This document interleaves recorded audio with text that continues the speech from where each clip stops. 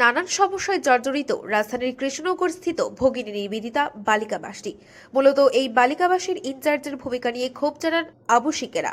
জানা গেছে, বর্তমানে এই ছাত্রীবাসে প্রায় 130 জন রয়েছেন। আবাসিকেরা জানান, এই আবাসিক খাবারের মান সঠিক নয়, নেই পর্যাপ্ত জল, একটি শয্যায় 3 জনকে থাকতে বাধ্য করা হচ্ছে, মাঝে মধ্যেই থাকছে না বিদ্যুৎ। এই সমস্ত বিষয় বালিকাবাসীর ইনচার্জ ডাক্তার দীপ্তি সাহার কাছে জানানো হলেও কোনো সদুত্তর মিলছে না, উল্টে তাদের দুর্ব্যবহারের মুখে পড়তে হচ্ছে। বুধবার বালিকাবাসীর খাবার খেয়ে এক আবাসিক অসুস্থ হয়ে পড়ে। অবস্থা গুরুতর হওয়ার পরেও ইনচার্জ স্পষ্ট জানিয়ে দেন, রাত 8টার পর তিনি কোনো সহযোগিতা করতে পারবেন না। পরে আবাসিকের মেয়েরা নিজেরাই উদ্যোগ নিয়ে রাতে অসুস্থ ছাত্রীটিকে নিয়ে যায় হাসপাতালে।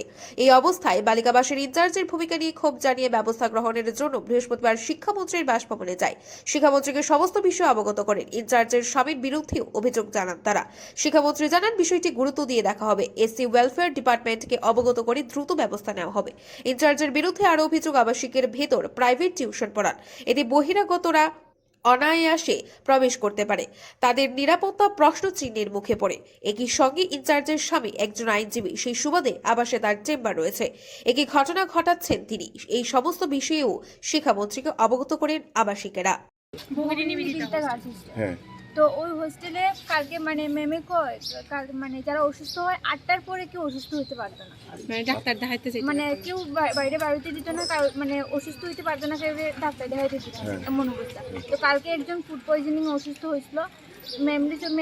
মেমে হোস্টেলে আসলো না, তো মেমের হাজবেন্ড আসলো। তো মেমের হাজবেন্ডে যখন হয়েছে তখন তাই না কইতেছে যে এখন অসুস্থ হইলে কেমনি হইবে, এখন তো হইতো না।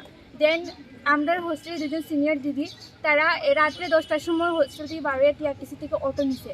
তারা এমনও কিন্তু কোনো ফেসিলিটি দিচ্ছে না যে তারা কোনো অটো ধুইয়া দিই বা কিছু, এমন কোনো ফেসিলিটি দিচ্ছে না।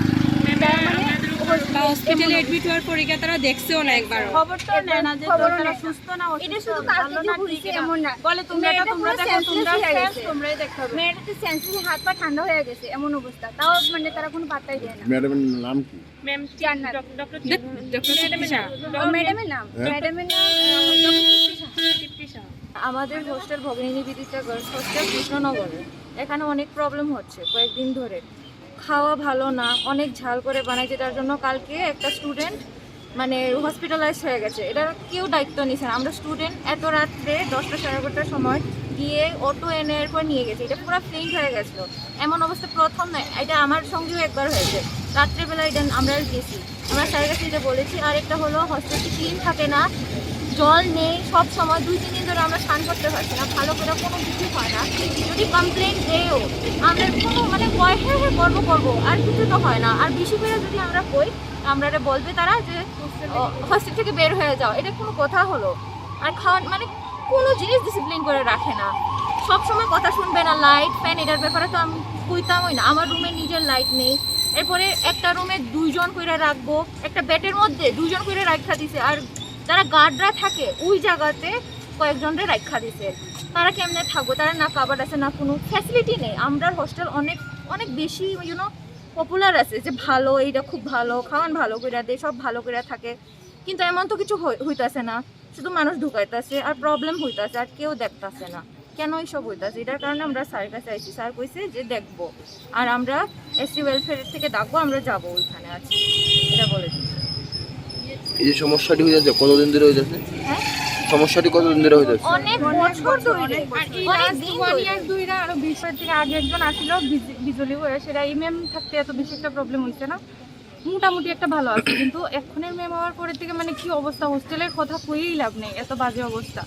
তারপরে ম্যাম তো মানুষটি পার্সোনালি ক্যারেক্টার নিয়ে এইসব নিয়ে সেটা কথাবার্তা কয় আর কি, আজে বাজে কথা কয়ে দেয় স্টুডেন্টরা। একজন টিচার হইয়া সেটা এমন তো কোয়ার কথা না, না তাই না, একজন ওমেন্স কলেজের প্রফেসর। তো এই জিনিসটি চাইতাছি, ম্যামের নাম হলো তৃপ্তি সাহা। তো আমরা চাইতাছি এই জিনিসটি যাতে সলভ হয়, আমরা হোস্টেলটার মধ্যে ভালোভাবে থাকতে পারি। অ্যান্ড এটাই চাই আমরা। তো এই লিগে স্যারের কাছে আইছিলাম।